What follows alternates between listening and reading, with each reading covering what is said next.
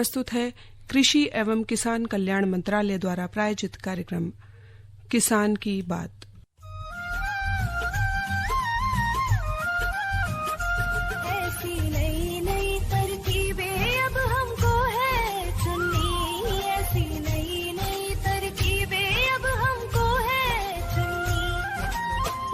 हमारा हर किसान की आमदनी दुगनी, लक्ष्य हमारा हर किसान की आमदनी दुगनी। ऐसी नई नई तरकीबें अब हमको है चुननी। इस कार्यक्रम के प्रायोजक है कृषि एवं किसान कल्याण मंत्रालय, भारत सरकार। अरे अरे अरे क्या कर रहा है? इधर इधर इधर, हम बोल रहे हैं तेरे बीजू का। उतला बोल रहा है? हाँ, पक्षियों से तो हम खेत को बचा लेते हैं, पर इन घातक रसायनों से कैसे बचाएं? मतलब? देख बेटा, तू जो ये अंधाधुंध रसायन मिलाता है ना, मिट्टी की सेहत बिगड़ने लगी है। और जब माटी ही कमजोर पड़ जाएगी तो उपज कैसे सेहतमंद होगी? अरे पहले ऐसा नहीं था। पूछना अपने बड़े बुजुर्गों से, कैसे फसल लहलहाती थी, शुद्धता झलकती थी। हाँ, माटी भी तंदुरुस्त और लोग भी। अब पहली वाली बात कहाँ? पर अब तो सभी डाले हैं। सब नहीं, आज भी लाखों जागरूक किसान परंपरागत विधि से फसल उगा रहे हैं। खर्चा कम और उपज की कीमत भी बेहतर पा रहे हैं। सच है? रे बेटे, एक्सपीरियंस से बता रहे हैं, धूप में बाल सफेद नहीं किए हैं। हाँ। ठीक है भाई, मैं भी आज से जैविक खेती शुरू करूंगा। माटी से प्रेम की परंपरा है, परंपरागत खेती। कार्यक्रम किसान की बात लेकर हम रोजाना हाजिर होते हैं आप सभी के सामने, आप सभी के समक्ष, जिसमें हम बात करते हैं किसानों की, उनसे जुड़े उनके विकास की, खेती की, खलिहानों की। तो आज के इस कार्यक्रम की इस कड़ी में मैं हूं आपके साथ कोमल भारती और मेरे साथ हैं निरंकार। करिए स्वीकार हमारी ओर से नमस्कार। तो कोमल, जैसा कि हमारे किसान भाई परंपरागत तरीके से तो खेती करते रहे हैं, लेकिन जब वो वैज्ञानिक ढंग से खेती करते हैं, उन्नत तकनीक अपनाते हैं, तो कई तरह से वो फायदेमंद होती है। जैसे कि आज जो इतनी सारी तकनीक हमारी विकसित हुई है, उसमें जो पहले हमें बहुत लंबे समय तक काम करने पड़ते थे, तो उनमें बहुत सुधार आया है। दिन के काम घंटों में और घंटों के काम मिनटों में होने लगे हैं। मशीनरी जब से आई है, बहुत जल्दी हमारे काम खेत के निबट जाते हैं। आमतौर पर देखा जाता है कि खेती किसानी का काम बहुत मेहनत का काम है और बहुत ही समय उसमें लगता था पहले, लेकिन अब ऐसा नहीं है। और ये सब संभव हो पाया है उन्नत तकनीकों से। इसके साथ साथ जो संतुलित खाद जब हम देते हैं, वैज्ञानिक जो हमें संस्तुति करते हैं, उससे न केवल भूमि और वातावरण में सुधार रहता है, बल्कि हमारी जेब पे भी उसका कम खर्च पड़ता है, जब हम उतना ही खाद देते हैं जितना जरूरत होती है या उर्वरक देते हैं। और इसके साथ साथ जो बीजों की अगर हम बात करते हैं, वैज्ञानिकों ने ऐसे ऐसे हाइब्रिड बीज विकसित किए हैं कि उनकी उत्पादन क्षमता बहुत ज्यादा है और अच्छा उत्पादन हमारे किसान भाइयों को मिलता है, जिससे कि उनको बहुत ज्यादा लाभ मिलता है। और हम जानते हैं कि भूमिगत जल का स्तर जैसे लगातार कम होता जा रहा है और ये एक बहुत ही जरूरी कंपोनेंट है फसल के लिए। कहते हैं कि रहीमन पानी राखिए, बिन पानी सब सून, पानी गए ना उबरे, मोती मानस चून। वैसे तो इसका बहुत व्यापक अर्थ है इस दोहे का। अगर खेती के कंसर्न में आप देखेंगे तो बिना पानी के पौधों को या हमारे जीवन को चलाना मुश्किल ही नहीं, बल्कि असंभव है। बिना पानी के कुछ भी नहीं हो सकता है। और आगे भविष्य को देखते हुए आज जरूरत है कि हमारे किसान भाई ज्यादा से ज्यादा कोशिश करें कि पानी बेकार ना हो, उसकी बर्बादी ना हो, क्योंकि अंधाधुंध जब हम इसका दोहन करते हैं तो अनेक इलाकों में भारत के पानी का स्तर नीचे गया है, जहां पर हमने ध्यान नहीं रखा है। और हमारी कृषि अगर पानी नहीं रहेगा तो पूरी तरह से खराब हो जाएगी। इस प्रकार से वैज्ञानिकों ने कई तकनीकें लाए हैं सिंचाई की, जिससे कि सिंचाई के ऐसे साधन हम अपनाए जिससे कि पानी उसमें कम लगे और फसल को पूरा पूरा उत्पादन मिले। तो लबोलबाब बात अगर हम करें तो ये अगर हम उन्नत तकनीकों को अपनाएंगे तो उससे न केवल हमारे पैसे की बचत होगी, बल्कि हमारा उत्पाद अच्छा होगा और उसकी गुणवत्ता भी अच्छी होगी। आप कुछ कह रहे थे कोमल? जी हाँ, बिल्कुल। जिस तरह से आपने पानी की बात की निरंकार, जैसे हमारी उन्नत तकनीकी खेती की बात चल रही है तो उसमें पानी का बहुत ज्यादा अब जो है ख्याल रखा देखा जाने लगा है, क्योंकि सरकार की ओर से भी बहुत ज्यादा इस बात को बार बार रेखांकित किया जाता है कि हमारे किसान भाई जो हैं वो पानी का लगातार सही उपयोग करते रहें। इसी के लिए उन्होंने कई तरह की योजनाएं भी बनाई हैं, जैसे कि टपक सिंचाई योजना भी है, और जिससे कि हमारे किसान जो है कम से कम पानी में ज्यादा से ज्यादा अच्छी खेती कर सके। और सच कहें तो बुआई से लेकर कटाई तक वैज्ञानिकों ने ऐसी तकनीकें विकसित की हैं कि उनका फायदा हमारे किसान भाई ले सकते हैं, जिससे उनके श्रम में भी बचत होगी और पैसे की भी बचत होगी और गुणवत्ता भी अच्छी होगी। तो ये सारी चीजें हैं, तो हम क्यों ना वैज्ञानिक तकनीक को अपनाएं, उन्नत तकनीक इस्तेमाल करके अपनी फसल का उत्पादन करें। और इसी क्रम में आज फसल के रंग किसान के संग, इसमें हम ऐसे ही किसान भाइयों से बातचीत सुनवाएंगे जो उन्नत तकनीक को अपनाकर उत्तम खेती कर रहे हैं और इसका पूरा लाभ ले रहे हैं। आइए सुनते हैं ऐसे ही प्रगतिशील किसानों से ये बातचीत। नमस्कार किसान भाइयों, आज है शनिवार और मैं संध्या आपके लिए लेकर आई हूँ फसल के रंग किसान के संग का एक नया अंक। किसान भाइयों, सरकार की कल्याणकारी नीतियां और योजनाएं आपकी सूझबूझ और जागरूकता और उन्नत तकनीक के प्रयोग से खेती के क्षेत्र में असाधारण परिवर्तन देखने को मिलता है, जिससे खेती समय के साथ उत्तम हुई है और किसानों के जीवन में खुशहाली छाई है। उन्नत तकनीक, उत्तम खेती। आइए आज इस विषय पर किसान मित्रों से बातचीत करते हैं। नमस्कार। नमस्कार, मेरा नाम विशंबर दयाल वर्मा है। ग्राम पोस्ट खैराकंदपुर, विकासखंड त्रिवेदीगंज, जनपद बाराबंकी का मैं रहने वाला हूँ। हम धान गेहूँ तो पारंपरिक करते ही हैं। नई खेती में हम साग भाजी की खेती करते हैं, साग भाजी सह फसली, और केला की खेती करते हैं, वो भी सह फसली करते हैं। और अपने जानवरों के लिए मैंने एक संकर घास का उत्पादन किया है, जो एक बार लगा देते हैं वो 4 साल तक करती रहती है, उसको फिर दोबारा नहीं गुड़ाई बुआई करना पड़ता है। शंकर नेपियर उसका नाम है और वो 4-5 साल तक बढ़िया चला करती है। मैं बताना चाहता हूँ कि किसानों की आमदनी 2 गुना कैसे हो, यही सरकार की मंशा है। अब किसानों को शिक्षित होना बहुत जरूरी है और किसान आज शिक्षित हो भी रहा है। तो हमारा जो युवा है वो आजकल खेती की तरफ रुझान रख रहा है। आज हमारे पास इतने यंत्र मुहैया हो गए, जुताई के यंत्र, गुड़ाई के यंत्र, कटाई के यंत्र, सारे यंत्र तैयार हो गए। इसलिए अब जो हमारा युवा है, काफी लोग हमने देखा, हमारे रिश्तेदार वगैरह हैं, और उन्होंने खरबूजा, तरबूज, मकाई जैसे काफी खेती करके अपना अच्छा उत्पादन लिया है। सरकार ने किसान ऐप बना दिया है और जगह जगह पर ट्रेनिंग करवा कर बताया जाता है। छोटी छोटी बड़ी बड़ी गोष्ठियां भी लगवा करके किसानों को जागरूक किया जाता है। किसान नई नई तकनीकी खेती के बारे में जानते भी हैं और हमारे कृषि विज्ञान केंद्र के वैज्ञानिक जैसे हैं, वो बीच बीच में गोष्ठियां लगा करके बताया करते हैं कि जैसे धान गेहूं के बजाय तमाम अन्य फसलें उगाने का मौका मिला है। पहले ये सब अन्य फसलें थी नहीं ज्यादा, जैसे कि केला की खेती है, मेंथा की खेती है, साग भाजी की खेती है, गन्ना की खेती इत्यादि। इसके साथ साथ पशु पालन, मछली पालन, मुर्गी पालन, सुअर पालन, मौन पालन करके अच्छी आमदनी किसान पैदा कर रहा है। और हमारे जागरूक किसान मौसम की भी जानकारी करके खेती करते हैं, जिससे कि किसानों की फसल का नुकसान कम होता है। सरकार ने मिट्टी की जाँच निःशुल्क प्रक्रिया जारी कर दी है, तब से हमारे काफी किसान जो है अपनी मिट्टी की जाँच करा करके ही खाद पानी अपने खेतों में डालते हैं। जैसे फास्फोरस, पोटास,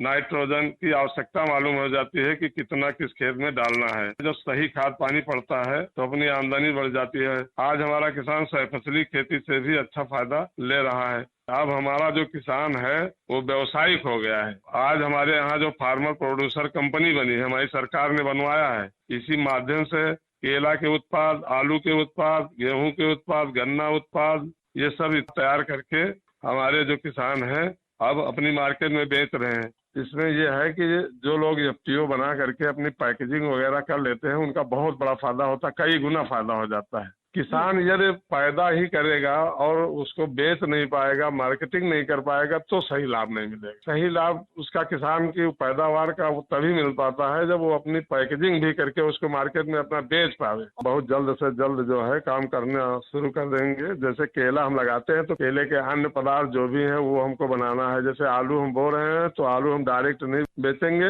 अपना माल तैयार करके हम मार्केट में अपना बेचेंगे। जैसे हल्दी हम बोते हैं लेकिन कभी पीसी नहीं गई, हल्दी हम अपना अपना प्रोसेसिंग करके, अपना पैकेजिंग करके हल्दी बेचेंगे तो उससे हमको अच्छा लाभ मिलेगा। यही हमारी मंशा है। मैं अपने किसानों को ये रियायत भी देता हूँ कि आप लोग खेती तो करिए, लेकिन खेती के साथ मार्केटिंग भी पकड़िए। पहले जैसे किसान बनकर न रहिए। आजकल जो है प्रचार प्रसार का बहुत अच्छा व्यवस्था है। पहले तो टीवियों में देना पड़ता था, अब मोबाइल से ही पूरा प्रचार प्रसार हो जाता है। फेसबुक पर डाल दीजिए, यूट्यूब पर डालिए, आप सब सारा प्रचार प्रसार हो जाएगा। बस ये है कि आपका माल शुद्ध होना चाहिए। अब हमारे यहाँ लोग जो है 80% लोग हैं जो अच्छा भोजन करना चाहते हैं, तो अगर उनको कोई देता है स्वस्थ भोजन तो वो 1.5 गुना दाम देने के लिए बिल्कुल रेडी है। यही तक नहीं, आज हम किसान औषधि खेती में काफी रुचि रखते हैं। लेमन ग्रास, खस की खेती, अश्वगंधा की खेती, सर्पगंधा की खेती, एलोवेरा की खेती, कालमेघ की खेती, सतावर जैसे कई अन्य फसलें उगाकर अच्छा पैसा कमा रहे हैं। 80% छूट में यंत्र लेते हैं, फिर उसको किराए में चलाते हैं। चला करके भी उससे काफी फायदा हमारे किसान उठा रहे हैं और किसानों को कोई प्रकार की जुताई की दिक्कत भी नहीं होती है।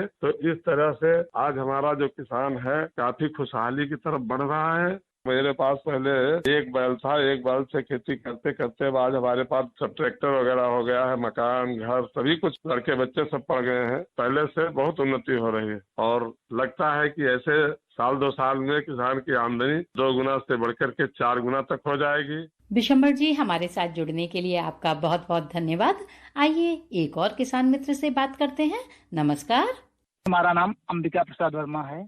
ग्राम कुम्भरावा, विकास खंड सिद्धौर, जिला बाराबंकी का रहने वाला हूँ। वही परंपरागत खेती अपनी कर रहे हैं जैसे हमारे पूर्वज करते थे। इस समय हम 2 एकड़ में दलहन की खेती कर रहे हैं। जैसे अपने खेत में उड़द की खेती समय हम लगा रखे हैं। अन्य किसान धान पर डिपेंड रहता है और हम उड़द की खेती करते हैं, इसलिए हमें अतिरिक्त फायदा मिलता है। रबी में मसूर की खेती करते हैं और खरीफ में उड़द के साथ साथ हमने अतिरिक्त आमदनी के लिए मेंथा भी लगा रखा है। 1.5 एकड़ में लगा रखा है, उससे हमारा अतिरिक्त आमदनी निकलता रहता है। अच्छी किस्म बीज लाते हैं, वहाँ से लाने के बाद खेत में उसकी रुपाई करते हैं। रुपाई करने के बाद जो उसमें जो रनर्स निकलते हैं वो हम अपने पड़ोस के किसानों को बेच देते हैं। उससे हमारी अतिरिक्त आमदनी हो जाती है। अपने घर के लिए लौकी लगा लेते हैं, खीरा लगा लेते हैं और तुरई भी लगा लेते हैं और साथ में मसाले के लिए हमने हल्दी भी लगा रखा है। अब जो यूज से जो बचता है उसको हम अपने नजदीक के बाजार में उससे बेच देते हैं। उससे हमारी आमदनी मैडम जी हो जाती है। मेड़ के किनारे किनारे पर एक दक्षिण भारत का पौधा जो उसको मालाबार नीम भी कहते हैं और मिलिया डुलिया भी कहते हैं, उसको हमने लगा रखा है। उसको लगाने से जो उसकी पत्तियां खेत में गिरती हैं वो एकदम नीम की तरह नहीं होती हैं। उससे हमारे फसल में भी फायदा होता है, कीड़ा नहीं लगते हैं। जड़ के लिए बहुत ही अच्छी यानी मिट्टी की सेहत बनी रहती है। औषधि का भी काम करती हैं और खाद का भी काम करती है, जो वो नीम जैसी कड़वी होती हैं।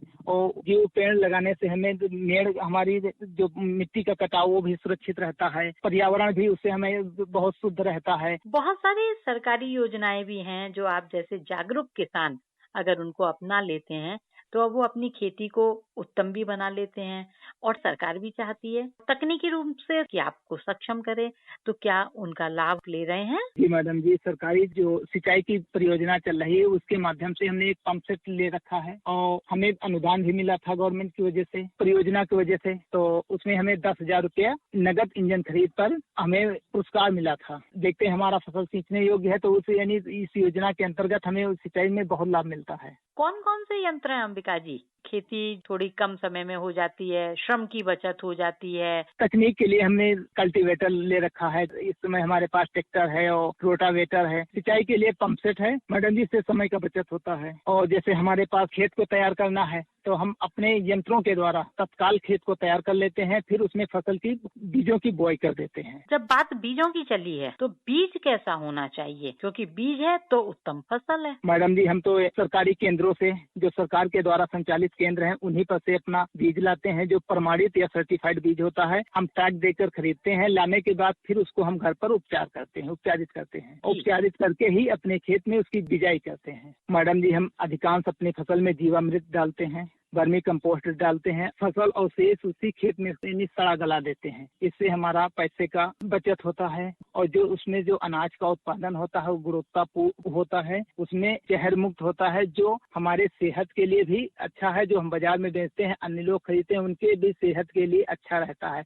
और हमारी सबसे बड़ी बात, मिट्टी की सेहत बनी रहती है, जो हमारे आने वाले पीढ़ियों के लिए भी अच्छी सुरक्षित बनी रहेगी। क्या भविष्य में कोई ऐसी योजना है? मैडम जी, इस समय को देखते हुए जो खर्चा बढ़ रहे हैं उनके लिए हम अपना फसल जो तैयार करते हैं, फसल तैयार करने के बाद हम सोच रहे हैं कि कोई अपना यूनिट लगा लेते हैं, सीधे फसल को बेचते हैं। उसको जब हमारे पास यूनिट हो जाएगा तो वो हम दाल बनाकर जो मार्केट में बेचेंगे तो उससे हमें ज्यादा लाभ मिलेगा। अभी अन्य किसानों को जब जागरूक कर रहे हैं वो भी हमारे साथ आ जाएंगे तो हम अपना ये यूनिट लगा लेंगे तो ज्यादा बेटर रहेगा। अन्य किसानों को हम जागरूक करके अपने साथ जोड़ेंगे, जोड़ने के बाद फिर अपना यूनिट लगाएंगे। जो हम दलहन तैयार करते हैं या अन्य जो तैयार करते हैं उसको हम सीधे अपने खेत से ले जाकर मंडियों में बिक्री करते हैं और मंडी में ले जाने से हमें अच्छा लाभ मिलता है। जो सरकारी मंडियां हैं मैडम जी वहीं पे ले जाते हैं। हम अपने किसान भाइयों को यही कहेंगे, उत्तम खेती के लिए सबसे अनिवार्य है तल का प्रबंधन, कि हमें कौन सी फसल लगानी है उसके अनुरूप उसी प्रकार तैयारी करनी है। जैसे हमें मक्का लगानी है तो उस प्रकार खेत की तैयारी करें, जैसे दलहन फसल लगानी है तो उस प्रकार तैयारी करें, जैसे हमें धान की रोपाई करनी है तो उस प्रकार तैयारी करें। लेकिन सबसे मेन बात है उसमें जो पीएसबी कल्चर है, राइजोबियम कल्चर है या ट्राइकोडर्मा है, अनुरूप अवश्य डालें। इससे डालने से मिट्टी की सेहत बहुत बढ़िया बनी रहती है। और मैडम जी आपको एक जानकारी हम बताना चाहते हैं, उसके साथ साथ अपने घर पर पौधे अनिवार्य रूप से लगाने चाहिए। जैसे आम का पेड़ हो गए, इससे हमें फल मिलता है, नींबू का पेड़ हो गए, इससे भी फल मिलता है। ये पौधे अनिवार्य रूप से अपने खेत के पास में लगाने चाहिए। इतनी ही जागरूकता किसानों के बीच में रहेगी। सबसे पहले 4 किसान एकत्रित होकर अपना विचार रखें कि हम ये फसल लगाने जा रहे हैं, उसके लिए हम बीज कहाँ से खरीदें, बीज खरीदने के बाद उसमें हम इसको कैसे प्रमाणित करें, ये हम लोग अपने किसानों के बीच में बैठकर शेयर करते हैं और शेयर करने के बाद तब हम अपने किसानों को सलाह देते हैं। उसी प्रकार हम कार्य करते हैं। अंबिका जी हमारे साथ जुड़ने के लिए और अपने अनुभव साझा करने के लिए हम आपको धन्यवाद करते हैं।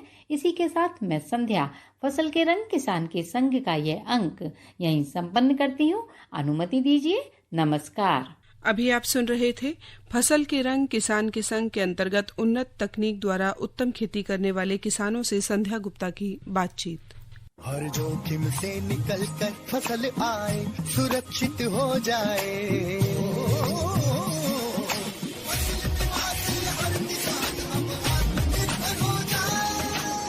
संकट के समय प्रधानमंत्री फसल बीमा योजना किसानों के लिए वरदान है।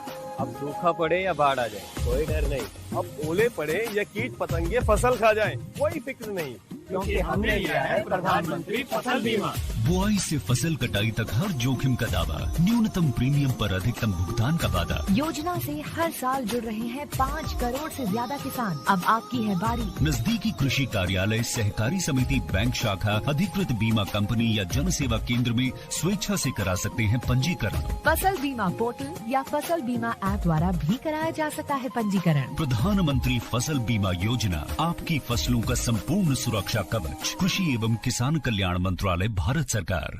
प्रधानमंत्री किसान मान धन योजना। मिलेगा पेंशन का सहारा, कृषक ना होगा बेसहारा। जुड़ेगा खुशियों से नाता, कटेगा सुख से बुढ़ापा। सुरक्षित होगा अन्नदाता, सुरक्षित होगा अन्नदाता।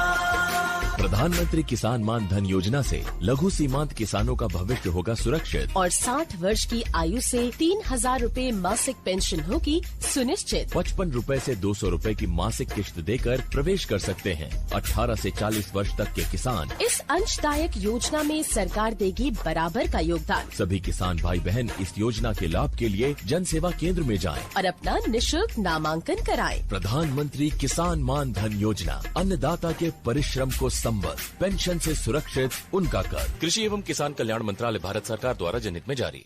कोमल, जैसे कि हम तकनीक की बात कर रहे थे किसानों की, तो आज वो तरीके भी आ गए हैं कि हम बिना मौसम के भी सब्जियां उगा सकते हैं। और उसमें प्रोटेक्टेड कल्टीवेशन की जब हम बात करते हैं तो उसमें हम नेट हाउस के अंदर, ग्रीन हाउस के अंदर बिना मौसम के भी फसलों को उगा लेते हैं। उससे फायदा ये होता है कि बिना मौसम के हमें वो सब्जियां उपलब्ध हो जाती हैं जिनमें बहुत अच्छे पोषक गुण होते हैं और इस मौसम में वो हमें नहीं मिल पाती है। और वैसे कंपैरेटिवली अगर देखें तो इस मौसम में उनके दाम भी किसानों को ज्यादा मिलते हैं।